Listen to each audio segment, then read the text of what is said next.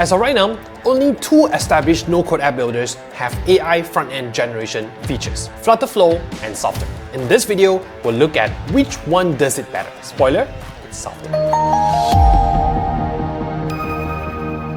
I've made video on each, but never thought to compare their AI generation side by side. They make such a big deal out of it. It's only fair we see who does it better, right? I know that Flutterflow and Softr aren't closely related. In fact, they're so distant they could get married and have kids. But they are still no-code app builders, so there is some overlap. There will be times when an app can be built on Flutterflow and Softr equally well. And that could be when their generative AI features become a decision maker. After all, for non-techies using no-code, AI is your best friend. It lets you build better apps and build them faster. You're probably thinking, Adrian, I thought you were my best friend. Maybe, if you subscribed.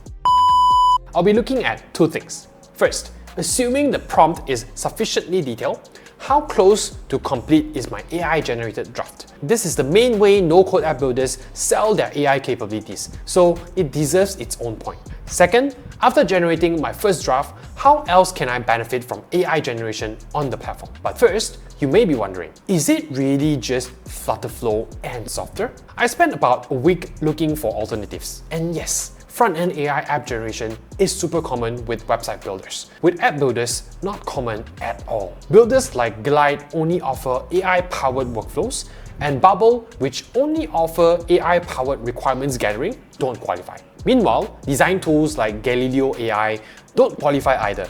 They are not actual app builders. But shout out to Galileo for being awesome at what it does. I went down the rabbit hole and came across a builder called Pico. I took a look at their showcase and penguin clickers? Call me fussy, but this builder is from 2024 and makes things that look like they're from 1995. But it has AI front-end generation, so fine, we'll give it a try. But really, the only no-code app builders that truly deserve to be on this list are Softr and Flutterflow. Now, let's get to the idea and prompt. The idea plus prompt. My app idea is a dating app for single parents. Don't ask me why, it's a super dark secret that could destroy someone's life. I'll never tell, so don't even ask. Unless you subscribe and leave a comment saying you subscribed. And then I'll tell you. I don't really care about this person, I want to destroy their life. So, first, I need to clarify my requirements. Call me a baboon's backside because I'm feeling a bit cheeky. Let's use Bubble's AI-powered app feature guide. It's a pretty sick feature and I want to show you.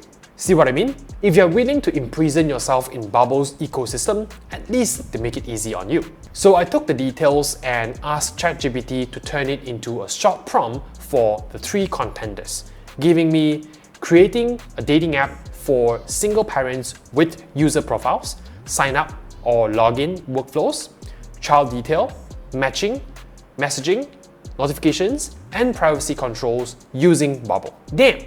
Bubble is even teaching ChatGPT how to do vendor login. Let's cut that out. Looks alright? Now let's see what the contenders do, starting with the penguin clicker. Pico AI. This interface doesn't give me much confidence. And right, this is not going to do for most proper apps. I should have known the moment I saw that penguin clicker. Where's the penguin? I guess it's between Softr and Flutterflow. We'll start with Softr. It's killing me Softr with Softr AI. There wasn't a specific choice for dating apps, so I picked what I thought was the closest match with a directory. A dating app is just a directory of lonely people, right? Emotional damage!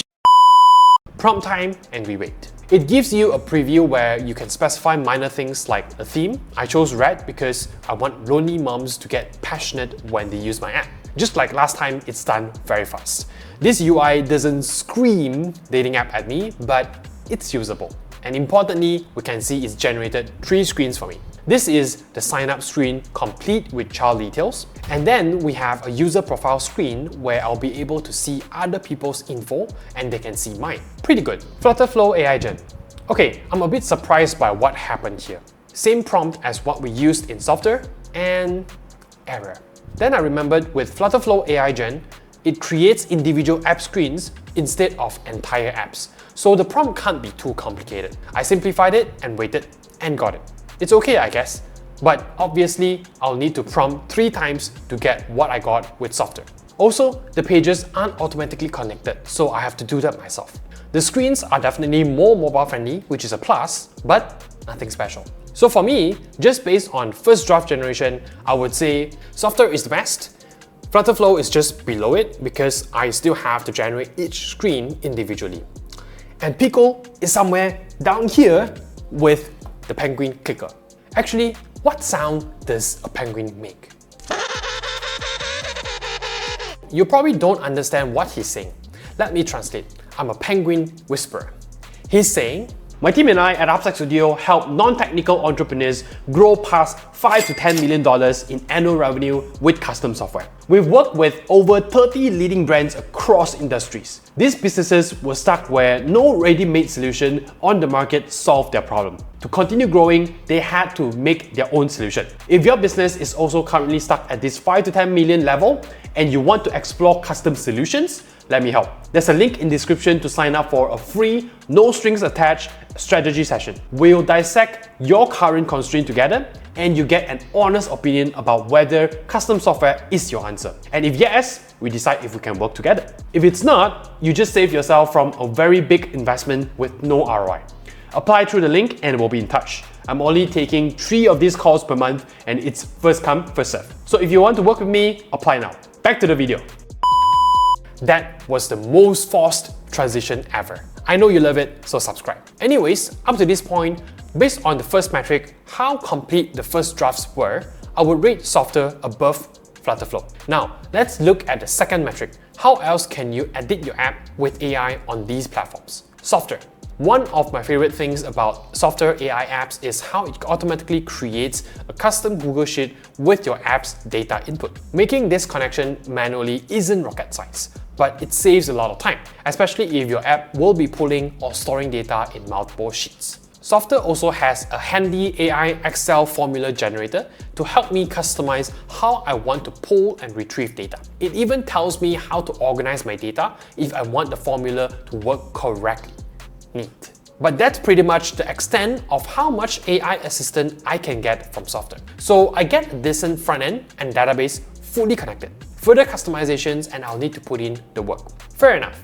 Now, let's look at Flutterflow. Flutterflow won't generate a Google Sheet for you, but it will help generate a backend schema, which I think is a lot more useful if you're making a complex app. And here, because it's creating a whole schema, you want to be as detailed as possible. A few seconds later, and I think I have a decent schema here. And here is where it really differentiates itself from Softr. Flutterflow has this really cool feature where you can AI generate individual widgets or components. Here's me geeking out over it in my Flutterflow video. In practice, it's not that good. Here's me trying to add a custom card with a drop-down menu of all the states in Malaysia, my home country.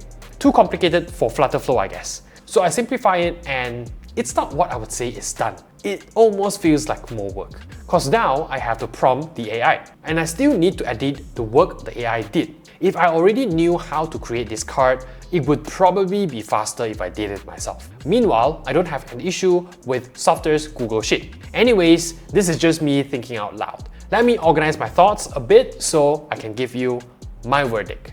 When I rank app builders for my tier list, generative AI wasn't one of the scoring metrics. I didn't think it made a big difference to a serious business owner. I still don't. Would you use a less capable app builder just because it had AI generation? It doesn't make a big difference, but I accept it makes a difference. And I want to see this difference for myself.